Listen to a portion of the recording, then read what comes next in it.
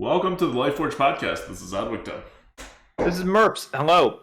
Let's keep this a short one because if you guys don't keep up with the day-to-day updates, last week there were only about 3 days of updates before they're doing a bigger card dump, and we don't have the core set released yet. That'll be the Tuesday, so that'll be the 5th.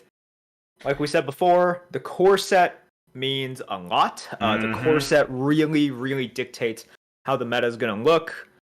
I'm sure there's going to be some cards in the dump that are going to be very arena worthy that they don't care about in constructed.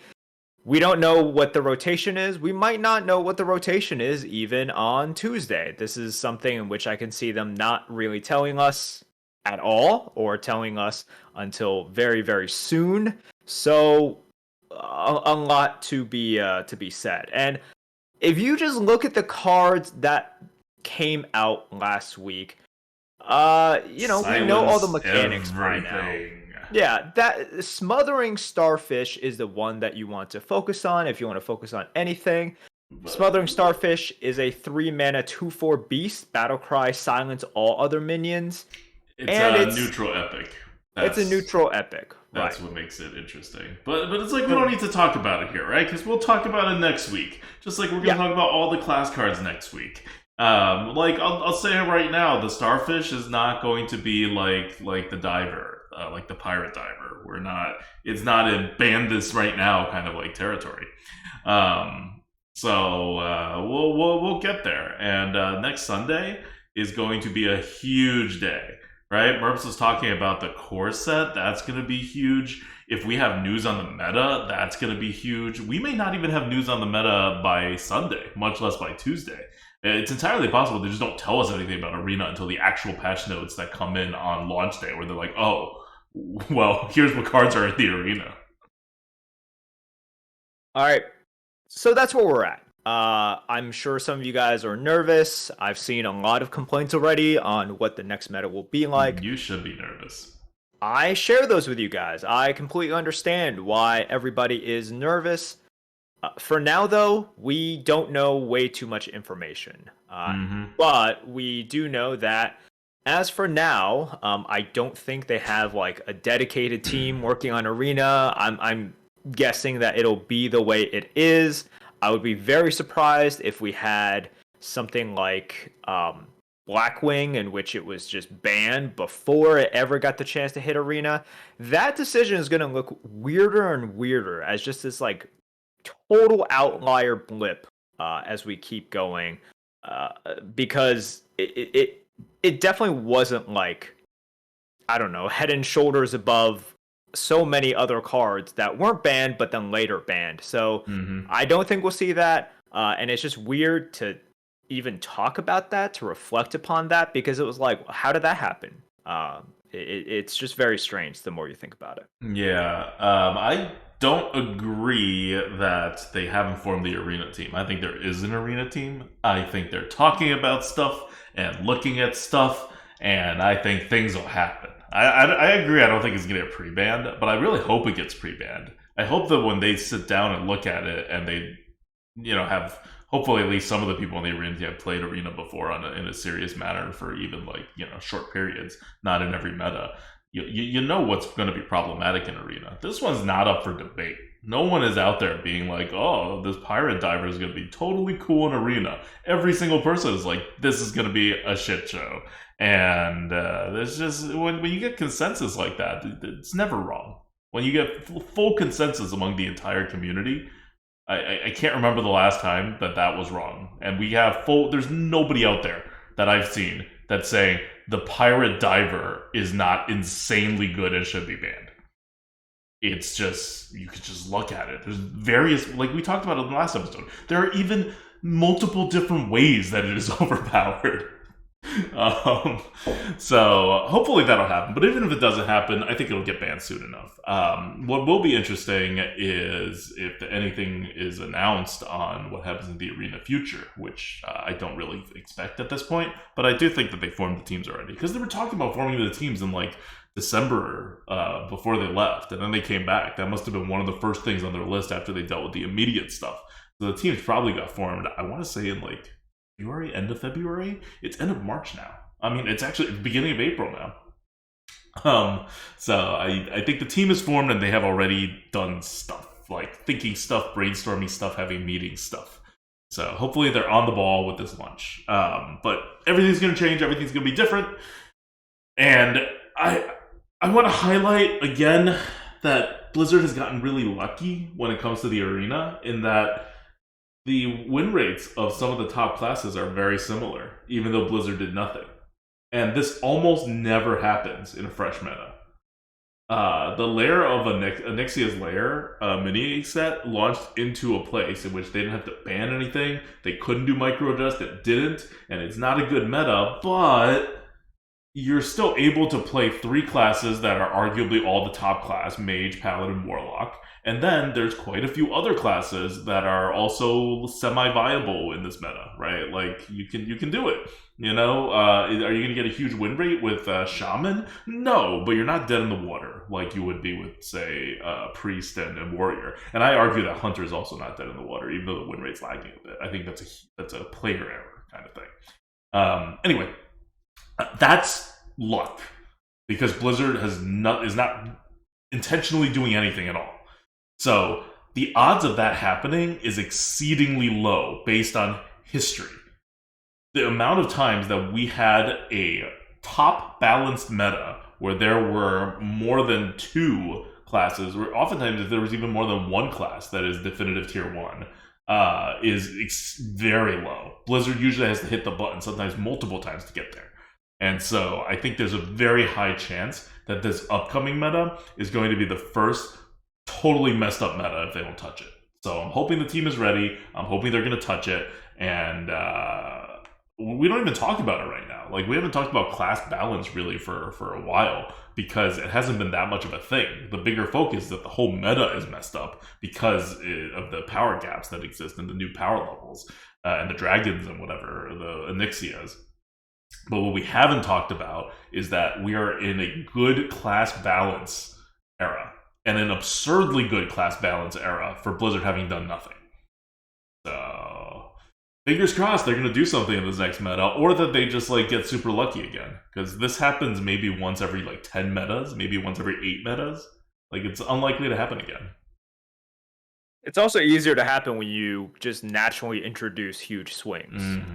When you have spammies and BGHs. So if they want, they could introduce something like that. The closer you get to every card being a coin flip, as in like, 50% chance for either one of us to win the game, the more balanced the game looks by its statistics.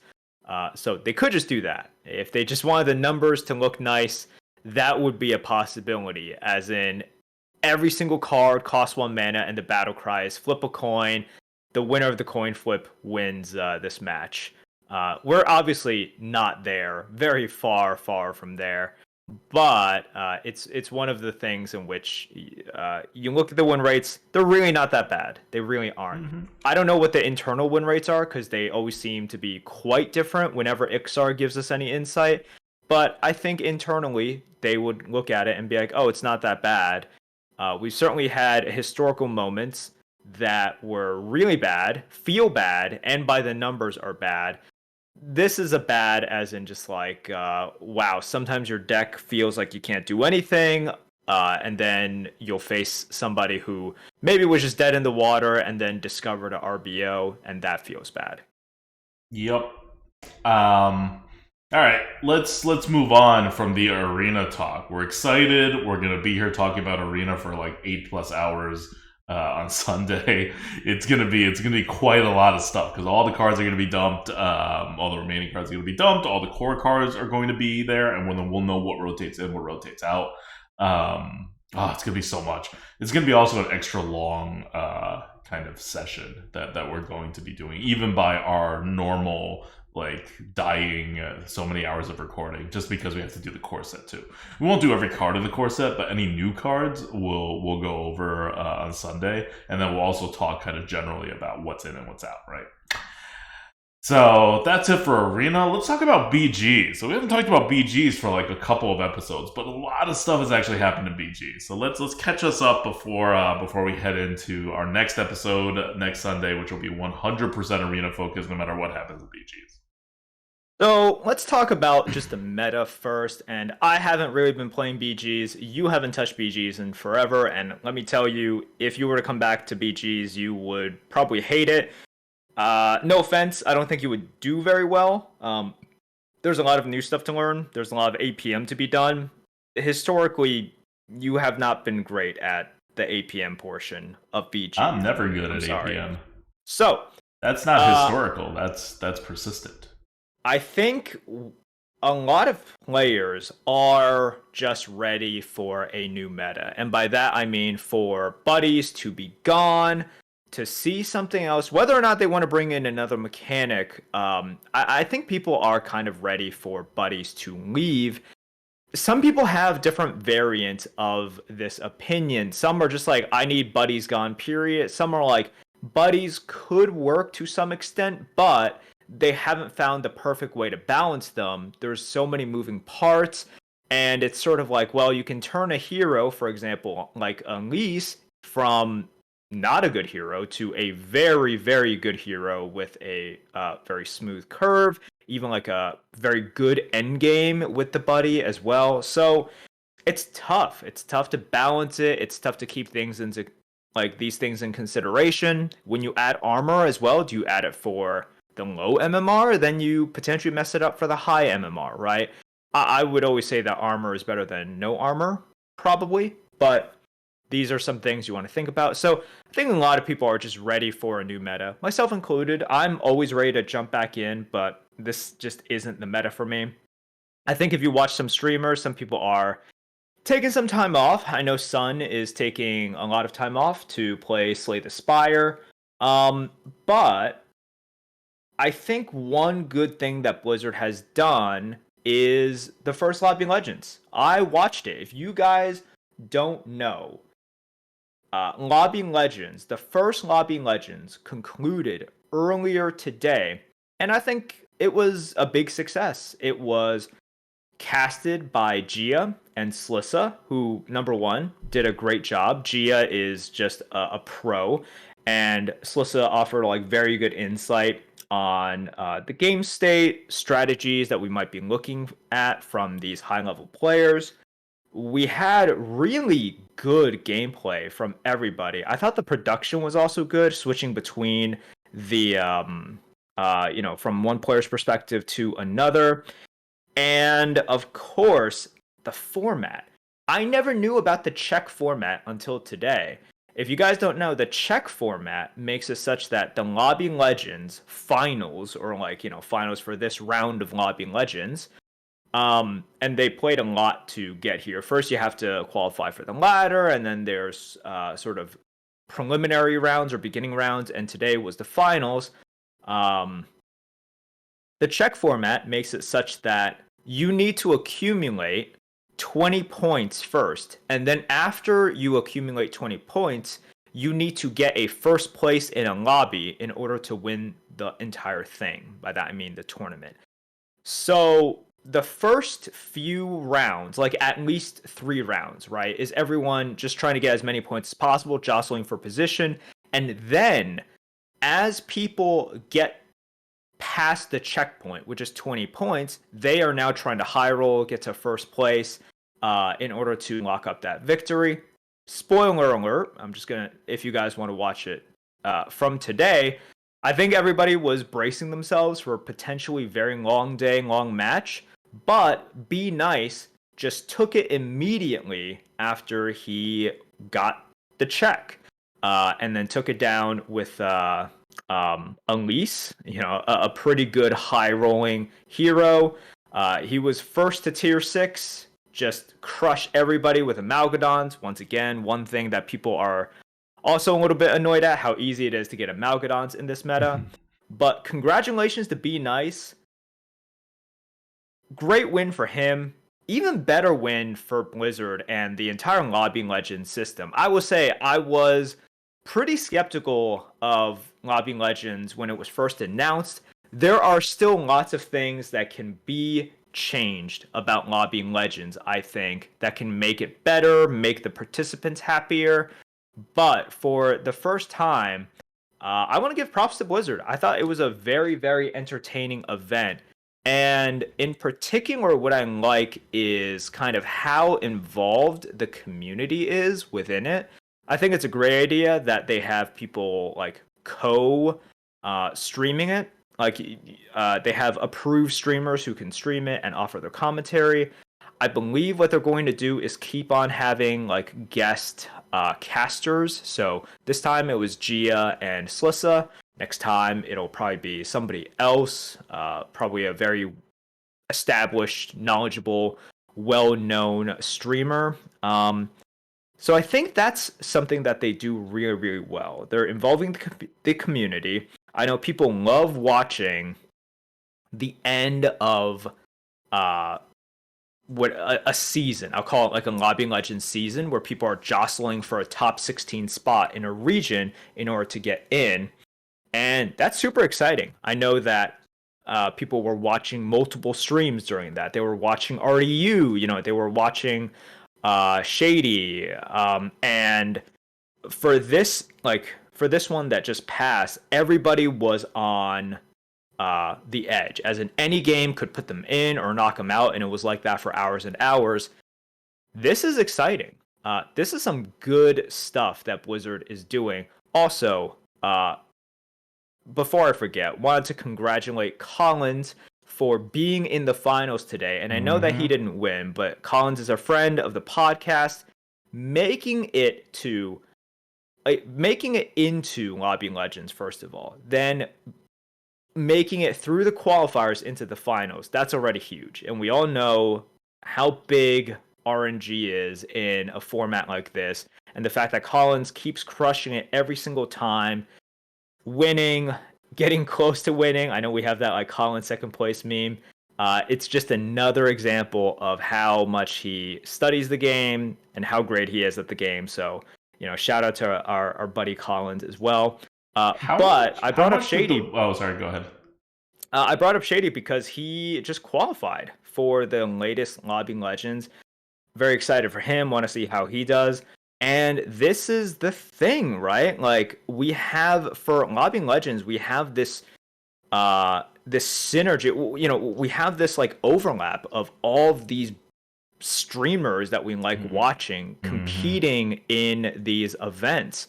And if you guys don't know, I used to watch a lot of Constructed back when it was actually on Twitch, before they moved it to YouTube, and then Constructed just became, all about quests, and it was just a little bit weird. I watched a lot of Constructed, and it was fun. But one of the things was, I was watching all of these people, and I was like, oh man, like, maybe they were invited. I don't know how they got there. There were people that I didn't know. And for BGs right now, I'm just like, oh, these are the same people who are on the leaderboard. You are playing in the same universe as them, essentially.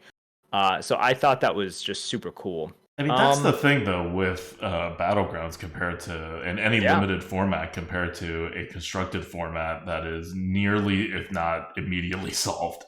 So if you just get everybody to kind of play, you're going to have a much wider range on the leaderboard. Whereas you could do a limited format, and you're going to have a much tighter band when it comes to evaluating people's skills, because the skills just don't show through as well in any kind of constructed format, especially at the top.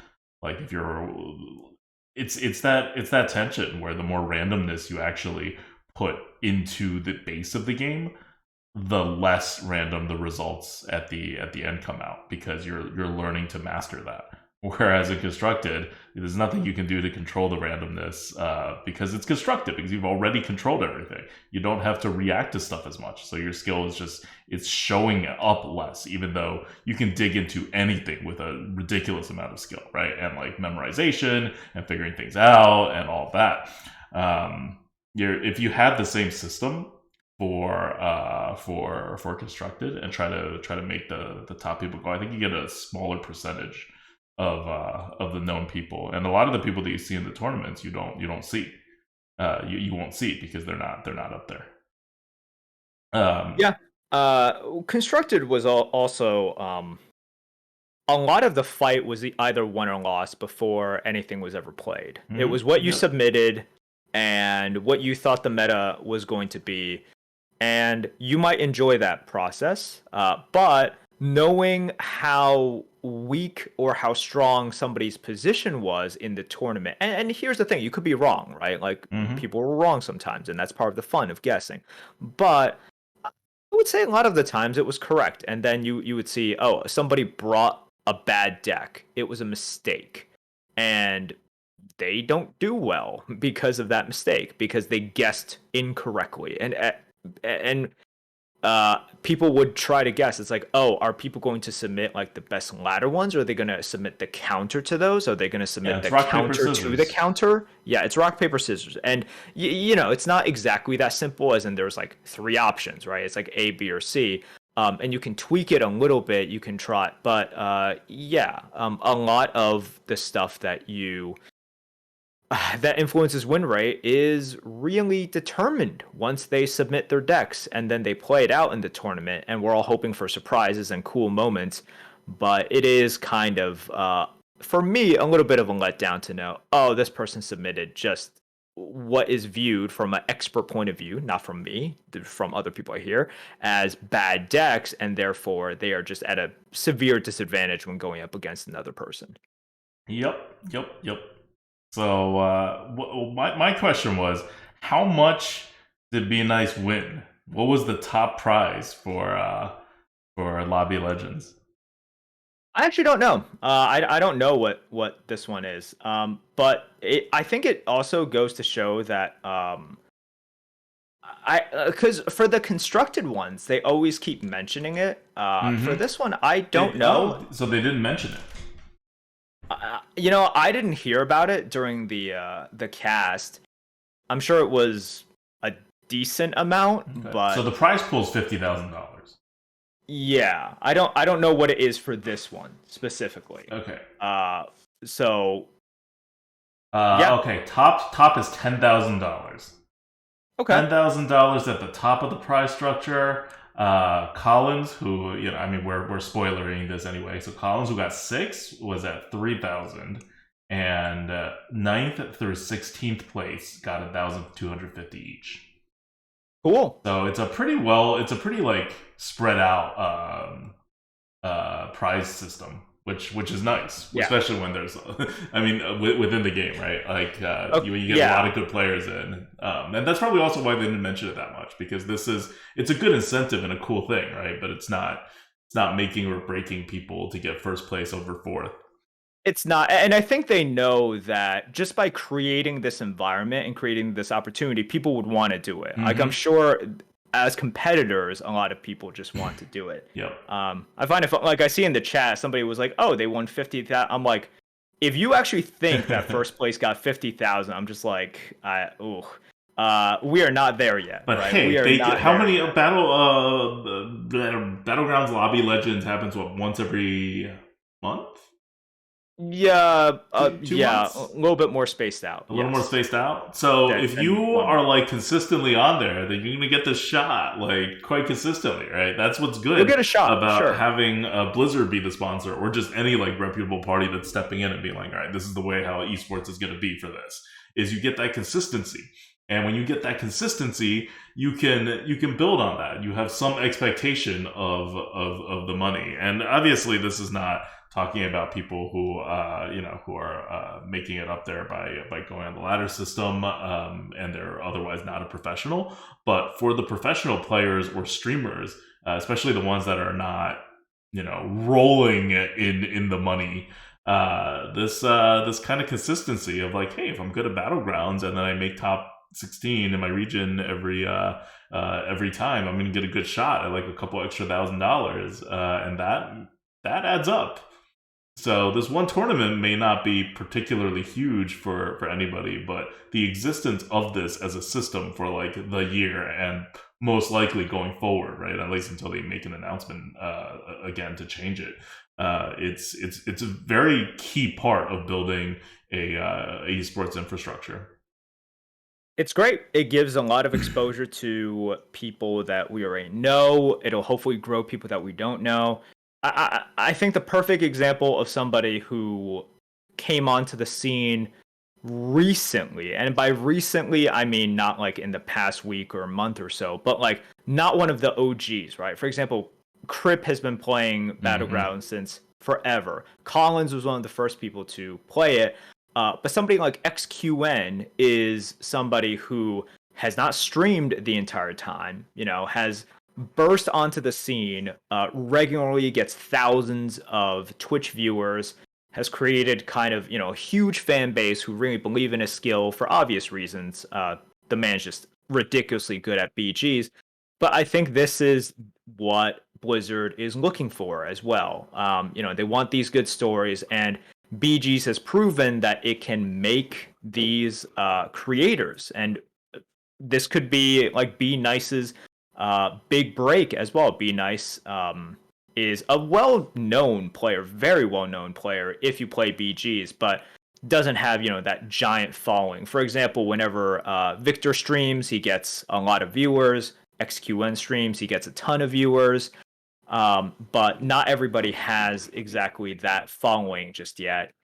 Maybe Be Nice will after this. Mm-hmm. All right. Anything else? We're moving on to question from the goat. All right. That's it. That's it. All right. We're wrapped up on Arena. We're wrapped up on Battlegrounds. We asked for a question from the GOAT directly from our Twitch chat audience earlier because we knew this was going to be a short episode. And we try to make it, I mean, normally we used to do over an hour every single time. And these days we've been trying to keep it under an hour if at all possible. But I still want to make it more than 30 minutes. So, question from the GOAT here from the audience, from Happy Dude. Suggestion for question from the GOAT. Do you think / believe in the common saying that money can't buy you happiness? As So, Iggy is first of all, licking himself in the background. she is pawing at her bed No. behind. She's very scratch. She's very interested in scratching right now. But first of all, okay, this is gonna sound bad. But like, so that's saying like money can't buy happiness. I think a lot of people agree with it, but they don't like they're using the wrong word. What is the relationship between money and happiness? Okay, Is because that first a of better all, question? yeah, money 100% can buy you happiness.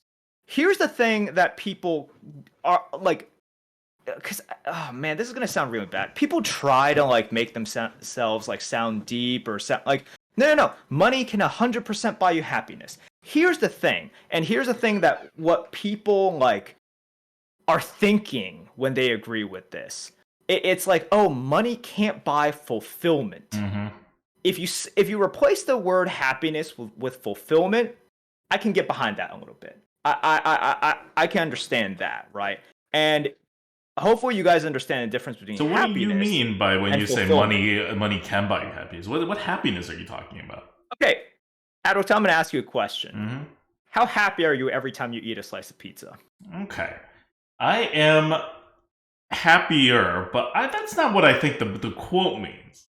Like, I agree. I am quite happy when I'm eating a pizza. But that's the thing. When you have this quote and everybody is interpreting it like a different way, which that's what I believe is going on. Everybody is interpreting it like a different way. Like, I think of that as like pleasure, right? It's literally like base animal instinct pleasure. Yeah. Like, what do you need to do as you need to hunt for food, and then you need to hunt for a mate. Sure, let's go beyond that a little bit. Like, people are happy and they are comfortable, right? Like, all right, so here's 100%. Money can 100% in anybody's definition buy you comfort. Yes. Can buy you comfort and stability and safety, right? And reduce stress. Nobody can argue that. I think that is a large part of what happiness is. And then you add in the pleasure aspect to that, which everybody can agree. You can buy safety stability, comfort, and pleasure with money. Like there's no argument about that, right? You can buy a lot of those categories with it. I would say that makes up like the majority, if not all, of happiness. And then you get to the part that everybody's thinking of, which is fulfillment. Mm-hmm. And it's like, okay, I understand. In order to be fulfilled, as in like, oh, my life's purpose is to do this, right? Okay, so you Yeah, put sure. fulfillment as like this like spiritual fulfillment, life purpose kind of fulfillment, and you define happiness as a more narrow, like not in pain and feeling serotonin spikes. Uh, Or actually maybe just serotonin spikes, right? Like is yeah, that how yeah. you're gonna That's define happiness? happiness. Yeah. Okay. Mhm. Okay. See, I would define that differently. I agree with you that fulfillment is what people are thinking of when they think, yeah, money can't buy you happiness, because they're thinking like, oh, I know, potentially rich people who are unhappy with their lives, so they have all the money, so they clearly are not using it to buy happiness, but they are using it to buy a whole bunch of stuff that I don't have. So money can't buy you happiness. It can buy you a lot of other stuff, like you said, the comfort stuff, right? I like how you defined it. Like money can buy you comfort, and comfort, especially the reduction of stress and the increase of stability, is a great base upon which you can build happiness and gets rid of a lot of other bad things. But you need something more. Like you have to have more than just money, because if you just have money, you can only get comfort. You can only take away stress to a certain extent, but you can't get what you would not call happiness, but I would call happiness. I think of happiness as in, I'm an American. The pursuit of happiness, right? Like what's guaranteed in our Constitution: life, liberty, and the pursuit of happiness. These are the three fundamental things that the government is kind of established for. And that kind of happiness, I think, they're not defining happiness as pizza and ice cream. I think they're defining happiness more broadly than that, as the ability to at least pursue your dreams to a certain extent, right? The ability to pursue, and by dreams I don't mean like Yeah. your whatever. I mean more like your And that's internal dreams. exactly what money gets you. It doesn't. The thing is, it doesn't guarantee that for you, right? Mm. It gets you So the pursuit of happiness, not yeah, happiness. yeah. But money always gives you the pursuit of that, and then sort of like, well, what happens there? That's a lot of like chance and everything. Hmm. But no, it buys it for you, as in like it gets you there, It and buys you then the opportunity to pursue happiness. It doesn't and it buy you buys you the happiness. opportunity as well. Yeah, that's what I Like mean. The opportunity to pursue happiness. yeah, sorry. Well, you were saying it buys you the opportunity. I'm like, no, it buys the path to there, not just the opportunity, not just like the time. It buys the path as well, because like whatever you want, there's gonna be costs to it, right? Like so, Well, and not then always, but many things, yes. yeah, for many things, yes. For a lot of things, yes, there are costs. And even if it's like, oh, it's about like just self-improvement. Okay, do you want it's like okay, so you want to read a lot of books? You want to like do that? Well, No, I you don't just know. read free stuff and then you sit there and you meditate. That's Sure. literally the path to happiness by one That's of the good. most You you prominent you religions pick in the that. world. No, that's great and you pick that. Hmm. If you pick something a little bit more expensive, then Yeah, ooh, that's yeah. rough. Like if you don't have money, Buddhism is amazing way to go.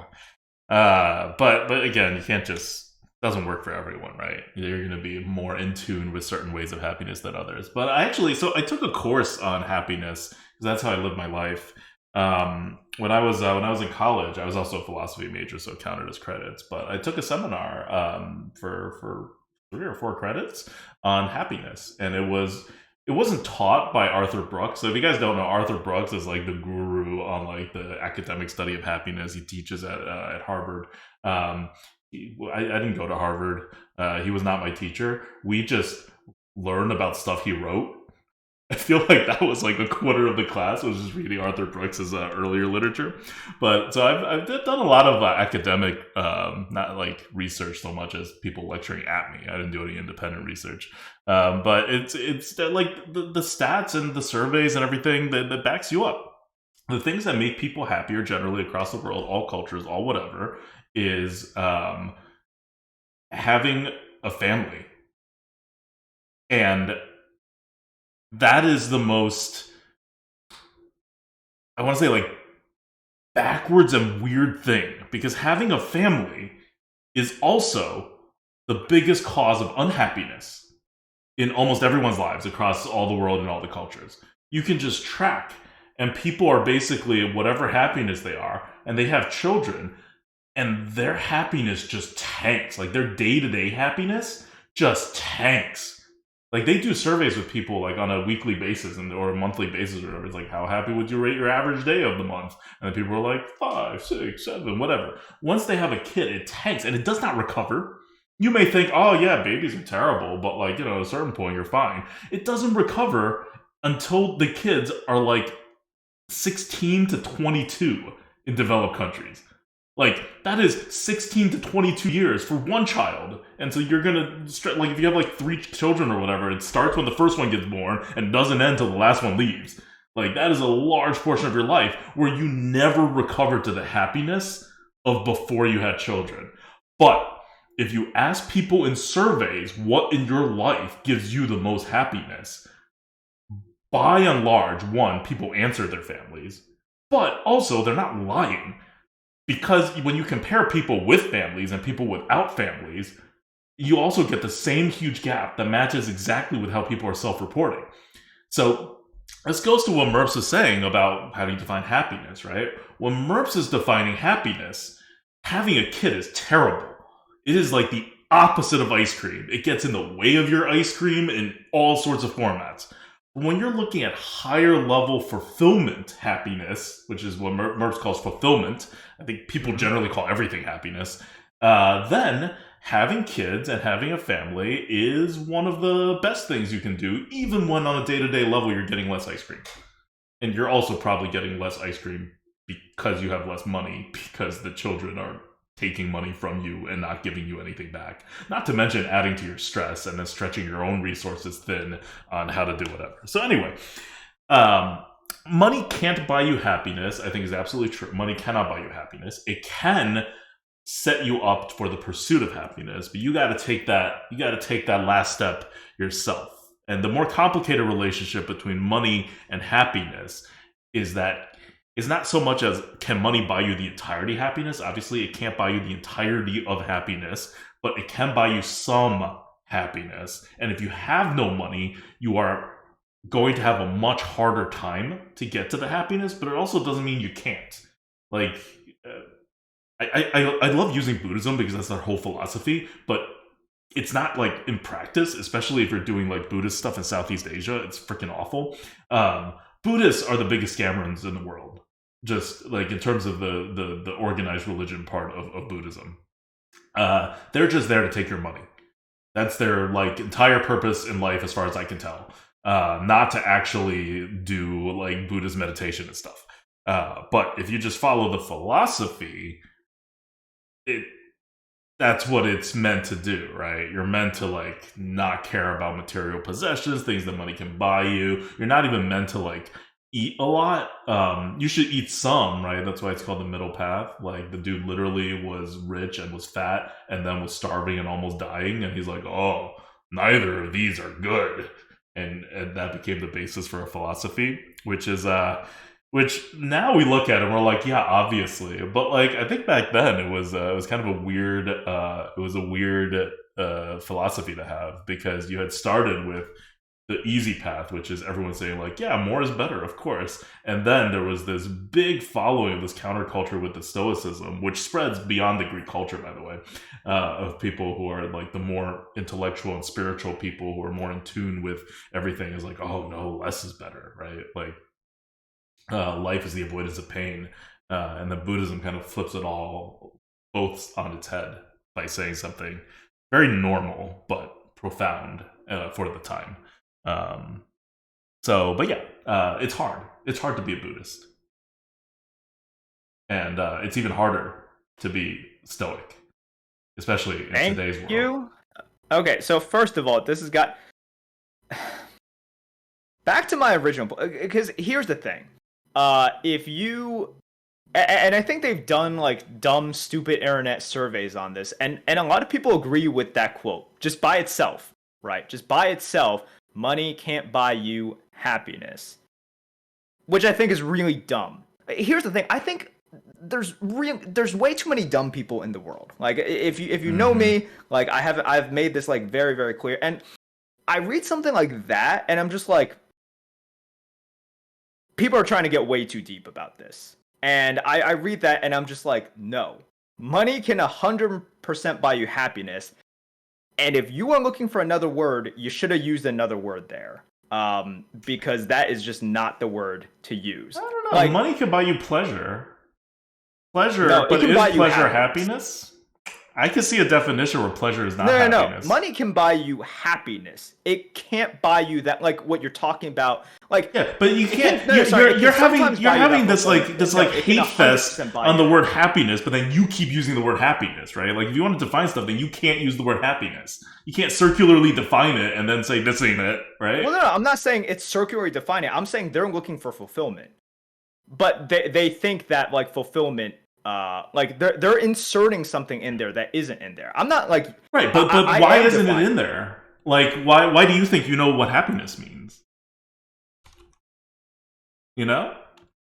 I mean, that's if you're saying that everybody's definition of happiness is different, then no. I'm saying there's probably a way that people like think of the word happiness. I'm gonna go to or like happy, right? Happy. Because happy is the word for dictionary definition. And like, I'm curious about this. Because I think of happiness very differently than you. Okay, happiness. This is from the first Google. Feeling or showing pleasure or contentment, which is what you're getting at. Yes. Too fortunate and convenient. That's random. Yes. But convenient. Okay. I guess, but fortunate. Yes, fortunate, which comes from fortune. Like you having things, right? Well, it's actually the other way around. Fortunate comes like the word fortune to mean money comes from fortune as in right. Your you have overall had good, you have had good opportunities. Yes. Right? So like fortune gives you money, not money gives you fortune. From the tie there, it's the tie there. But you have had good fortune. You were fortunate. Good opportunity, resources. Okay. You know what? The dictionary. I'll give you this. The dictionary definition of happy is more in tune with what you think happiness is than what I think happiness is. That's what I'm saying. That's what I'm saying. Because you were like, you're putting your definition. I'm like, no. I'm not running away from the definition. I am using it. Yep. I am using it. That's what I've been saying this entire time. So this quote is viewing happiness in a different way than the dictionary. That's my entire point. This entire time. Okay. Yeah, I didn't get it because that's not how I have like ever viewed not like that's most of what I think of when I think of happiness is not like ice cream. I guess I think of ice cream always as pleasure. Right. But the dictionary definition very much so is about what I said, right? Pleasure, safety, contentment, all of these things. And then you get to like that higher spiritual fulfillment, life fulfillment, whatever it is, and people equate it with that, in which case my view is like, just use that then, just use that, and then I think we can have a discussion. But everybody has this saying, it's like money can't buy happiness. I'm just like, nope, 100% wrong. Nope, nope, 100% wrong. Let me, if you guys are interested in this, you're listening to this, and you're like, oh, it's an interesting discussion. Arthur Brooks, the guy I brought before, is like literally the person in current academia that has studied the most on this and goes on about it. You just Google any of the articles he's written, any of the books he's written, it'll be a good read. But one of the recent articles is actually March 22nd, it was March 24th of 2022 is when he published this.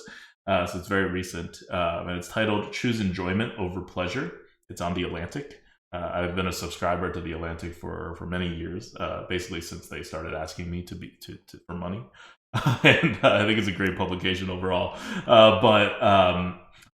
He splits the definition between pleasure and enjoyment when it comes to happiness, with pleasure being the base level pleasures that Merps is calling happiness, and the dictionary calls happiness, like ice cream as an example, or sex. And he Or just sitting in an air-conditioned room. Sure. Yeah, right? exactly. Yeah. That kind of stuff. It's like something that happens to you. You're like extracting a resource from something, whether it's causing the serotonin spike, right? It's like sugar. I mean, literally, it's like sugar, but also it meets your mind like a sugar spike, where it's a temporary form of energy. But instead, you should pursue things that give you more protein kind of energy and other kinds of more long-lasting energies than sugar, because sugar is widely known as kind of like the worst kind of energy, because it crashes, right? Like, and that's the bad part. Literally, in your mind, your chemicals, once you become happy from ice cream, you will be sad from ice cream. You can't change that. That's just all chemical. The reason ice cream makes you happy is that it will also make you sad much later, but not like as sad as you were happy. It's like one large spike of happiness, and then you're overall like a plus 10 in happiness, and then later on you're gonna be like -1 for like 10 hours later on, right, to balance it out. But whenever you look in the mirror, -1. Okay, I wasn't even talking about that. I was just talking about literally your brain chemistry's reaction to the ice cream. But enjoyment, Arthur Brooks has separated out to something different than pleasure, and different even than than what we were talking about, fulfillment, of like a life purpose. Enjoyment it's almost like giving, and it's working on something. It's the pleasure you get from working on something. Like, let's say you're a teacher and you teach something, or let's say you're making some art. It's the process of making the art where it's actually work. It's anything that you have to put work into, where you're not just extracting a resource for a serotonin spike. Because there's a lot of things that you're either extracting a resource for a serotonin spike, or you're preventing something like excessive heat with the air conditioning that will drop your serotonin and make you very uncomfortable.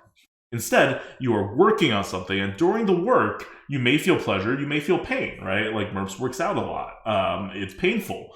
But later on, having accomplished a thing, that creates the level of enjoyment, right? So overall, Merps will say, I enjoy working out. I get enjoyment from it, even though at any particular moment, it could be like just very painful. And if you even it all out, the happiness / pleasure of working out is like, for me, it would be hugely in the negative, but I think even for Merps is generally in the negative. But it's more than balanced out by the enjoyment. And that enjoyment is that higher level, it's not life's purpose higher level, but it's higher level enough that it'll make you feel good about yourself, your existence, and part of what I would think of as happiness, right? Not necessarily like purpose of life level, but at least the pursuit of happiness in the U.S. Constitution, happiness. Because I don't read pursuit of happiness in the U.S. Constitution as like, I should be able to eat ice cream cones. Like, I just don't think that's what it means. Yep. But yeah. So if you're playing, and tying it back to Hearthstone, if you're playing Hearthstone, there's great moments of serotonin spikes. That's all gambling is, right? Hearthstone is gambling. Great moments of serotonin spikes, great moments of serotonin dips. All of that will even out eventually over the course of the next week, after you get the spikes, probably over the course of the next day. But if you are building towards something, like you are working on getting better at the arena, you are working at understanding math more, you are working at understanding relationship between things, pattern recognition, normal stuff humans do, that constitute work on a project in our minds. Like, your brain doesn't care if you're doing art or if you're doing Hearthstone. Like, it's as long as you're doing something, and you get to some kind of result, you feel enjoyment. So yes. Did you want to finish something? No, I'm good. Okay, 2 things. Because look, whenever we have a discussion similar to this, and if you guys don't know, one of the reasons to watch a stream is we always have discussions like this after the podcast. Things get a little bit weird during that time. Things sometimes get really weird, but these are typical discussions. Number one, and I hear this a lot whenever we have this sort of discussion. People will be like, "Oh, you guys are defining it this way, but we should really challenge or like." I have a different definition. No, the reason why Adukta went on about the definitions, and then why he like sort of conceded, he's like, okay, I get what you mean, is if you want to introduce the thing, it's like, oh, we should challenge what words mean.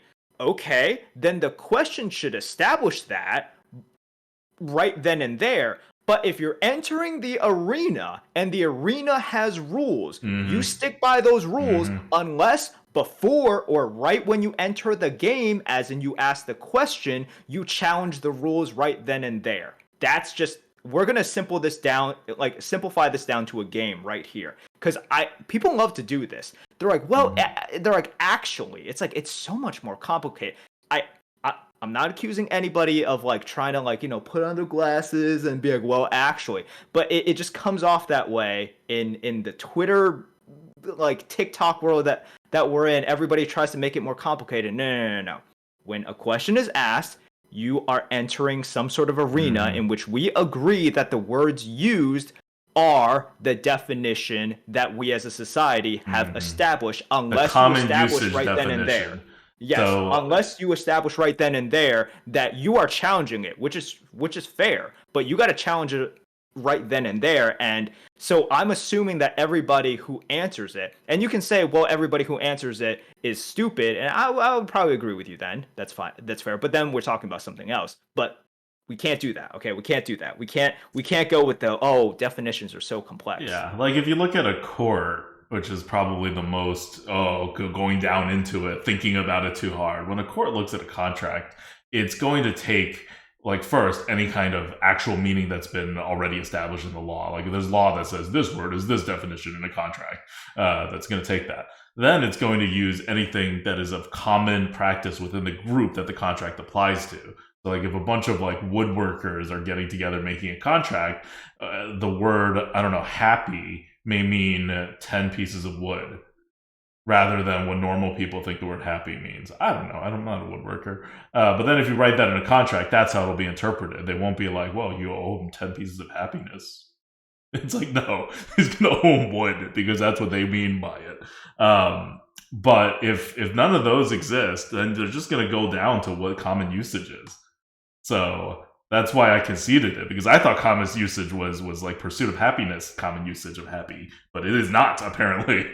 The dictionary is very clear that it is pleasure, which, like... It's pleasure, safety, and comfort. Yep. All those things. Like, Yep. I boil down to what we have the dictionary definition have defined as happiness, and I would say that is a lot of happiness. That's not fulfillment, though. That's not like that is not fulfillment.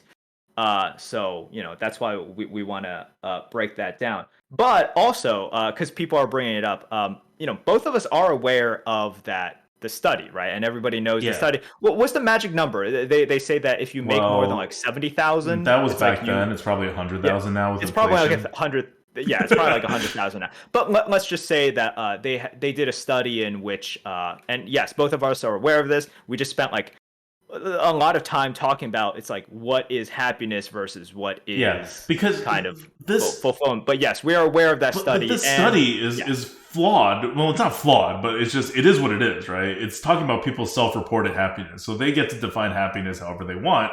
And this makes sense to Merps's whole thing. If you take Merps's definition, which is the wide definition of happiness, which is why most people view happiness that way. It's the baseline happiness. Once you establish your comfort, you can buy whatever you want. If you make $100,000 a year, and you're not like saving hard for retirement, and you don't have like significant dependence on you, you can do almost whatever you want.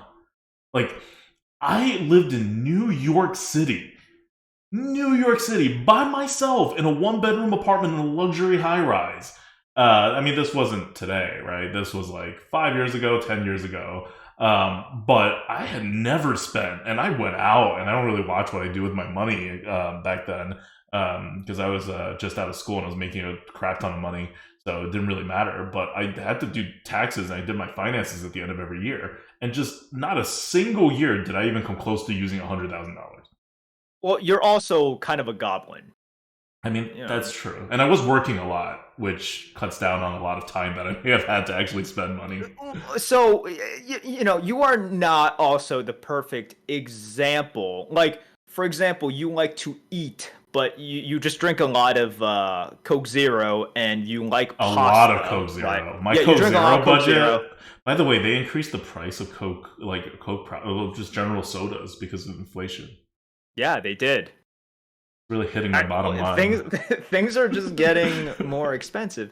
But here's the thing, and when I look at that study as well, I'm like, I think once again they're talking more about fulfillment. And here, my whole entire point is like when we talk about these things, I wish they would use fulfillment more. Mm-hmm. The entire point is that past a certain point, once you are comfortable, once you're not looking over your shoulder, once you don't have to worry, it's like, oh, if I don't get the, my check for this pay period, um, things are going to go bad, right? Mm-hmm. Or if I run into a major health issue, I might be screwed. That's terrible. That's a lot of stress. Once you get past that point, like to a fairly significant margin, then you're good to go, and you won't get more fulfillment. That's how I read it. Because here's the Yep. thing: I'm very comfortable right now. Would I be more comfortable if I had a personal masseuse and a personal chef? Yes, I would be happier. I'm going to tell you guys right now, I would be happier. Um, I am very content driving my 2012 Civic. Would I be happier with a brand new car? Yes, I would be absolutely happier. Natasha's right next to me. She is like, yes, I too would also be Are you buying happier a new with a car? brand I new my car. my lease is up on my Civic. So both me and Merce barely drive Civics. But I had a 3-year lease on my Civic to tie me over after moving out of New York into Charlotte, which is pretty suburban. But that's coming up next month, and so I was like trying to figure out what to buy. But apparently, I can't buy any cars because they're all absurdly expensive and secondhanded right now, and the new ones won't come for like half a year to a year. So I'm a little out of options. I may just like upgrade to an Accord or something. Yeah. So once again, this entire conversation is boiling down to me being like, okay, everybody needs to stop using the word happiness and go into fulfillment. And that study, look, here's the thing. I sometimes I actually read the base study. I didn't read this base study, so maybe they actually use different words. And of course, BuzzFeed and all of these Hmm. things are going to use the word happiness because that's what they assume everybody, like is going to read and understand. We got to change this up, man, Hmm. because money can 100% buy you happiness by the way that society has defined happiness. But for some reason, people, yeah, I think that's also because there's probably this divide between what people in common parlance use as the word happiness and what intellectuals sure. who actually discuss this in super deep depth and like do surveys and scientific methods and like stuff on this are more prone to defining happiness to be focused on the higher fulfillment level happiness than the ice cream happiness. But there is a field. The study of happiness is a academic field right now. I keep talking about Arthur Brooks because he kind of pioneered the field back in the day. But by now it's a full fledged, whole field with a lot of money in it. Because as you can imagine, because of this quote, getting back to it, money can't buy you happiness. Money can't buy you that upper level fulfillment. So a lot of people with a lot of money are spending a lot of money to feed this study. I'm Um, also gonna say something really morbid here, and it's kind of um I think it's also what people want to believe, because they're in a bad situation. And I'm not saying this as in like, oh, like like, poor people want to believe that money can't buy you happiness because they don't got money. yeah, I think that's part of it, which is really sad. Which is like, uh, but it's sort of just like, oh, I'm not missing out on anything, right? Um, that kind of a thing. Uh, I think part of it is also like that, or people who like don't like the situation that they're in, may not want to believe it's like, oh, I'm missing out on that much. It's also part of the reason why, for example, like people like, or this is boomer me, mentioning something like the National Enquirer, but it's the reason why people love that kind of stuff so much. It's like, oh, rich people's lives suck, right? Hmm. There's a bit of Yeah, I Schadenfreude. mean, I love watching Succession. I love it, but like they're all terribly unhappy. Obviously, that's the whole point of the show. Right. And it's sort of like, oh, well, first of all, that's what I have seen, right? Like rich people have a lot of problems, and yeah, it's like they have a lot of problems. But also it's like, because they realize that they will probably not reach there, uh I think some people would like to believe that, like, yeah, it's just bad, so I don't want it Or at anyways. least it's just unnecessary, right? Like even if it's not necessarily bad, it's like I could live, and you can. Money doesn't affect. I mean, it's not that it doesn't affect, but like you can achieve the highest level of happiness without any money, obviously, because people do it all the time. Um, but it's not a prescriptive thing, right? It's not. I think I agree with you. I think some poor people look at it and goes like, "Wow, money corrupts," right? Like there's this pervasive sense that as you get more money, maybe you actually get less happy, not just that it stops helping. And I think what it is that it stops helping, or the help. It's a slope, right? So that at some point you're just like, yeah, whatever. It's not really helping the happiness part. It may help some other stuff part. It may make things easier for me to like. Maybe you have 7 years to figure your life out mentally, and if a rich person will have 20 years, right? But you still gotta do the. Both people have to do the work. That's my view on it, on how money works. But I don't think money is ever actually bad in and of itself, to your happiness or your higher level fulfillment. If anything, like it frees you up to wonder about these things. Um, Either because, and it's not just money's doing that, it's also money with your wants, right? Merv talks about how I lived a weird life, but how much money means to you is how much you spend versus how much you like make or have, depending on what stage of your life you're in. So if you generally just get to a point where like Merv says like, oh, I'll be happier if I have personal masseuses and personal chefs, I wouldn't. I would not be happy with a personal masseuse or a personal chef. Why? Because I would have to manage them. Like, Sure. I mean, that's my example. I mean, right. for you, like, you can figure out, I think, quite a few things about your life that would be improved with money, right? Like, that would make you I would need happier. to set up like very specific things, but even if it's something that I enjoy, at a certain point, just the fact that I like, let's not talk about personal business. Let's just talk about like owning people, right? That was supposed to be the top tier. Whether you own a serf or a servant or a slave, that was like one of the top tier wealth things back in the day and today in many places. But that's a lot of a headache. I much prefer my current life, and I can have way more servants now than I do. I mean, I have no servants now because of COVID, and brand new won't let me get a servant. But when I was busier and living alone, I had cleaners. Like we don't think of them as servants in the traditional like historical sense, but that's what they are, right? They're people who have a business who come and serve you. The line between servant and business is very blurry. Um, like today, we think of a servant as essentially like a full time business that just serves you, which is kind of the definition of a business is just a servant for many different people, and you pool your resources to get served. You still have a servant. You still have to do some amount of management. Um, in chat, the chat says Adwick does analysis of what is wrong with slavery, the hassle. That's my analysis of why I wouldn't have been a slave owner. Like if like maybe if I like was one, I would remain one because I would have gotten used to it. But I really don't think I would have because of the hassle. Like that's just not. I don't live a complicated enough life that would be helpful to me. Um, and I can also put up with longer periods of like just being dirty and living in a dirty place. It just I don't notice it. So, okay.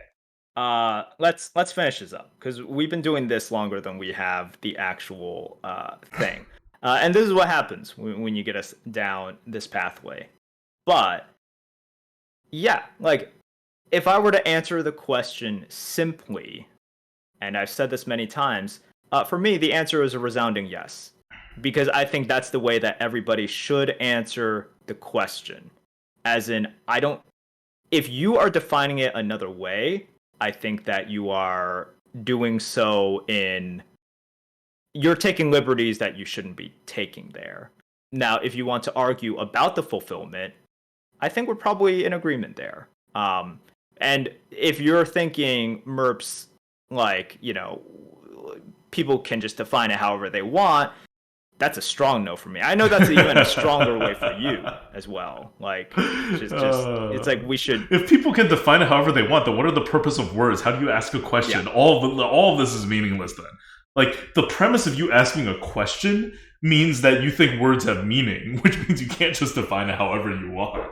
You could disagree about the definition, but I think at that point you have to specify, like Merp said, before you ask the question, if you're going beyond what is common norms. And I think a lot of miscommunication happens on that just as well. Like, for me, like, I would have, if you told me to define happiness and guess what the dictionary definition of happiness is, I would have guessed it was so much more complicated than what it actually is. No, it's not. It really is. I thought you knew it. No. I thought it would mention everything. Like, I thought it would just list all the things that people consider under the umbrella of happiness. And it did not. It was very, like, narrow. No, that's because that's not what happiness is. That's the way that we have defined it, as in, and this is why you have, like, higher words, right? In my opinion, like, higher words, like fulfillment, or even something like, like, satisfaction is different from happiness in my opinion. Like, even though that's like a lower level than something like fulfillment, like that's different than happiness. Because like, satisfaction is like what was the word we were using before from Arthur Brooks? Enjoyment, right? Satisfaction is like enjoyment. Yeah. So you have pleasure at the bottom in terms of base instinct, sugar. Then you have I keep forgetting this word, enjoyment as that mid-level, like, I don't know, maybe your proteins, and then you have higher level fulfillment as, I don't know what that would be, your veggies or something, I don't know. Sure. The fulfillment is kind of like, when you see those Hollywood scenes, it's like, did the person die smiling on their deathbed, right? That's the ultimate. It's like, did they die being like, wow, my life was fantastic. And then happiness is the person laying on the beach being like, this is great. Like, I am very comfortable, nothing to worry about here. No. So, okay. All right. So, that's final answer. Money can't buy you happiness. False. That is the question from the GOAT. Money 100% can buy you happiness. Yeah. And I am happy that we can reach a definitive conclusion. And for those of you who thought, and I don't know if the original asker, whose name is Happy Dude. So, because whenever somebody asks this, I think they expect an answer of like, well, it's complicated. It's not complicated. It's not. The answer is 110%. That statement is false for the definition that I have laid out to you. And I don't hear that enough. So take that to the bank. It's 100% false. Boom. We're done. All right. It's a question from the GOAT, brought to you by Happy Dude. Also, our patrons at patreon.com/grinninggoat. Thank you guys so much. And tune back in for next week's super giant 8+ hour podcast that is probably that will have visual accompaniments to it as we show you all the cards, especially the core set, the whole new set, everything. We're going to value them. We're going to talk about them. If they tell us the meta, we'll also talk about the meta, but I think more so than what we normally even do in the modern era, where we don't know what the offering rates are and everything. If they don't tell us what sets are even in, we are not going to analyze at all the meta, because we just will have zero idea of what the meta will be.